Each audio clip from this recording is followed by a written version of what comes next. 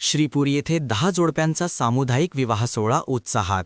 बजरंग भोसले यांनी जपला सामाजिक बांधिलकीचा आदर्श. नमस्कार, आपण पाहत आहात महर्षी डिजिटल न्यूज. शिवरत्न उद्योग समूहाचे अध्यक्ष कीर्ती ध्वजसिंह उदयसिंह मोहिते पाटील व अकलूज नगरपंचायतचे उपनगराध्यक्ष शिवतेंजसिंह उदयसिंह मोहिते पाटील यांच्या वाढदिवसानिमित्त श्रीपूर येथे सामाजिक कार्यकर्ते बजरंग रमेश भोसले यांनी सलग 4थ्या वर्षी सामुदायिक विवाह सोहळ्याचे आयोजन केले. यंदाही 10 वधूवर जोडप्यांचे विवाह सोहळे उत्साहात आणि पारंपरिक पद्धतीने पार पडले. या उपक्रमाअंतर्गत नवविवाहितांना बेड, भांडी, रॅक, मुलींसाठी सोन्याचे मंगळसूत्र तसेच वधूवरांसाठी कपडे व बूट अशी संपूर्ण जीवनावश्यक साहित्य मोफत देण्यात आली. उपस्थित सर्व पाहुण्यांसाठी भोजनाचीही उत्तम व्यवस्था करण्यात आली होती. आर्थिकदृष्ट्या दुर्बल कुटुंबांना आधार देणारा हा उपक्रम समाजात कौतुकाचा विषय ठरला आहे. कार्यक्रमात शिवशंकर बझारच्या अध्यक्ष डॉ. स्वयंप्रभादेवी उदयसिंह मोहिते पाटील, शिवतेंजसिंह मोहिते पाटील, ईश्वरीदेवी कीर्तिध्वजसिंह मोहिते पाटील यांच्यासह विविध मान्यवरांची उपस्थिती लाभली. संचालक रामचंद्र सावंत पाटील, प्रकाश आप्पा पाटील,